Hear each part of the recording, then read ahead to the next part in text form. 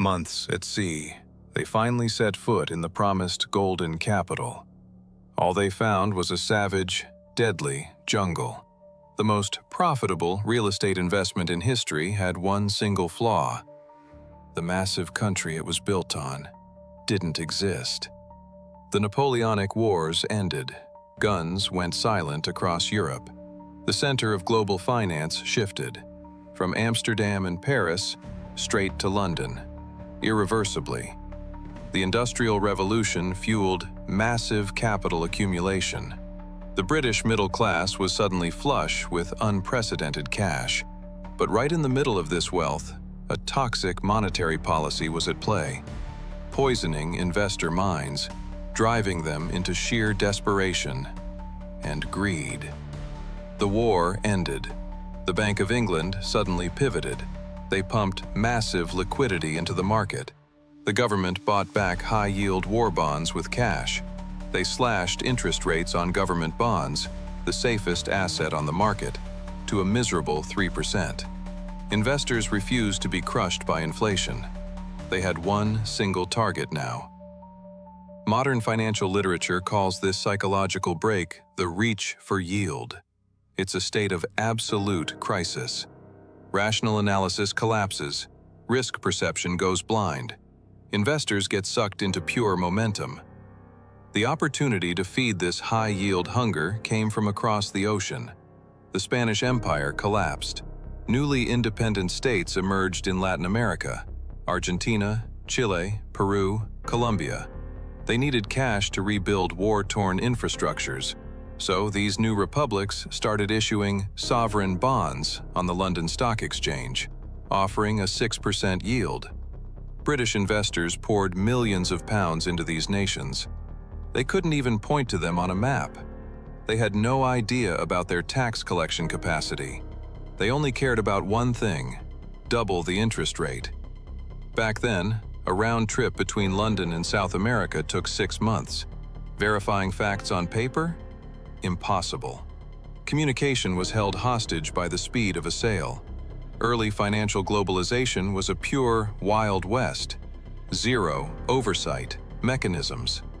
A common street fraudster didn't spot this massive system vulnerability. An aristocrat from the very heart of the system did. Gregor MacGregor, heir to a noble Scottish family, a former British officer, and a decorated war hero. He fought under Simón Bolívar in the Spanish colonial wars of independence. He orchestrated brutal retreats.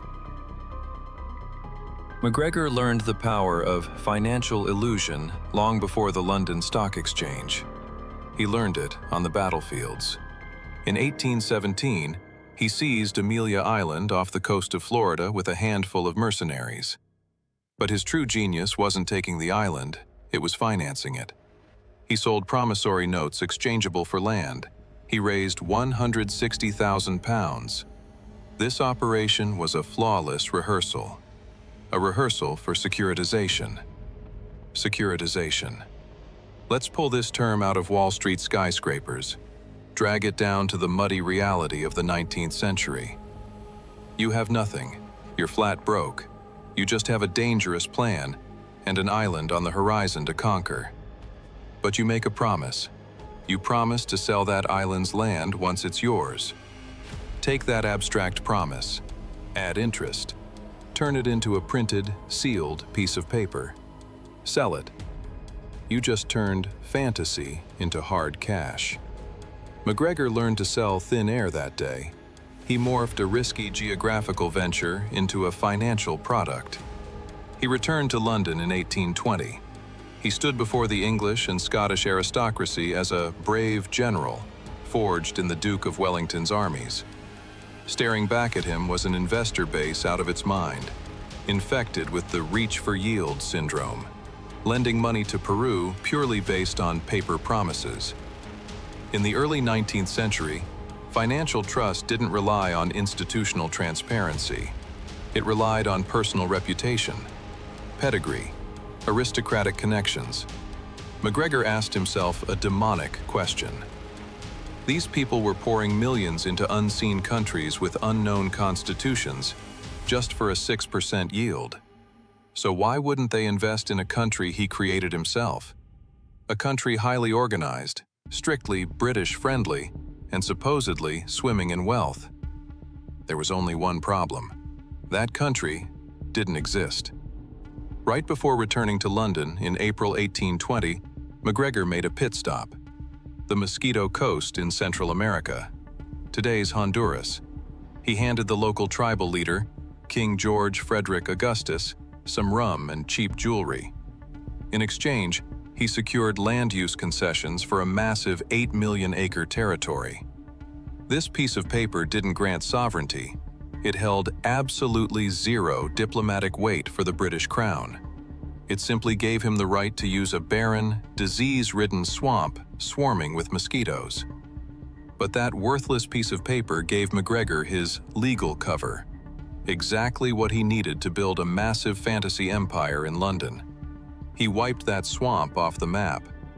He declared himself the prince, the cazique, of an independent state named Poyais, a state entirely born out of his own imagination. The foundation of the fictional state was set. The greatest securitization operation in history was about to begin. MacGregor didn't build his fictional country with bricks. He built it with printing presses. 1821. He opened an official Poyais embassy right in the heart of London. He targeted the era's ultimate weapon, newspapers. He bought full-page ads across the London press. His masterstroke?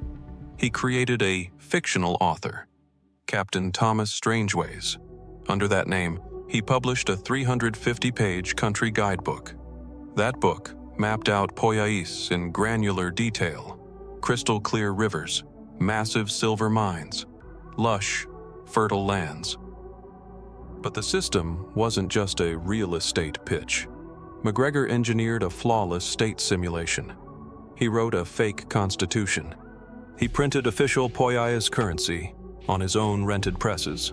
He sold military ranks to discharged British veterans, ranks in a Poyais army that only existed in his head. Pay the fee, and you were instantly a captain or a colonel. But the heart of the operation was corporate finance. October 1822. MacGregor hit the London Stock Exchange. He issued a £200,000 sovereign bond. Sovereign bond. Think of it as a massive mortgage. The state borrows from investors, using its entire tax revenue and infrastructure as collateral. You hand over the cash. The state pays you a fixed high interest rate, like 6% every single year. But MacGregor didn't push these bonds himself. He needed institutional legitimacy. So, he brought in a highly respected British bank, Sir John Perring's bank. He used them as the operation's underwriter. Underwriter, the middleman, the guarantor. Before a bond hits the market, this bank audits the legal and financial backbone. They price the risk. They take the fall for the sale. An elite London banker, like Sir John Perring, signed off on those bonds for a hefty commission. Of course, that signature closed the system's biggest loophole. Everyday investors didn't need to check a map anymore. A massive bank had already done the vetting for them. The financial oversight mechanism went entirely blind the second its commission was guaranteed. The system worked flawlessly. The bonds sold out in minutes. With a single signature, MacGregor unlocked a massive pool of cash, hundreds of millions of dollars adjusted for today's inflation. He shot to the undisputed top of London high society. He sat at the head table of royal balls. British bureaucrats lined up just to sit with him. It wasn't just institutional investors, tailors, doctors, carpenters, farmers looking to change their lives. They liquidated their life savings. They bought Poyais land deeds. Poyais was now London's most real, most lucrative investment. This flawless paper victory crashed hard into physical reality. September 1822. The illusion left the docks. The first ship, The Honduras packet sailed from London with 70 settlers. 2 months later, the Kennersley Castle followed. 200 passengers on board. The passenger manifest? The newly appointed director of the Central Bank of Poyais. Musicians, booked to play at the St. Joseph Opera House. Civil servants, and chests packed with fake Poyais currency. November. The ships hit the Mosquito Coast, the exact coordinates on MacGregor's map. The captain dropped anchor. The passengers stepped on deck. There was no capital city of St. Joseph, no golden domes, no customs houses, no bustling port, just an impenetrable, dark, tropical swamp. The settlers thought the captain made a mistake. They went ashore. They searched the deep jungle for weeks, looking for a trace of civilization, a native guide, a single paved road. They found nothing. Their supplies ran out shortly after. That exact moment, a paper-thin financial vulnerability mutated into a biological catastrophe. Malaria and yellow fever tore through the camp. People died in the mud. Clutching those sealed land deeds they bought with their life savings back in London, the director of the Central Bank of Poyais committed suicide. The nature of the conflict permanently changed on the Mosquito Coast. This wasn't a white-collar crime anymore. Gregor MacGregor's flawless financial system had morphed into a brutal fight for survival in the middle of the jungle. April 1823. A ship pulled into that death camp on the Mosquito Coast. By pure chance. The Mexican Eagle, a Mexican merchant ship, found a handful of skeletal survivors clinging to the edge of the jungle.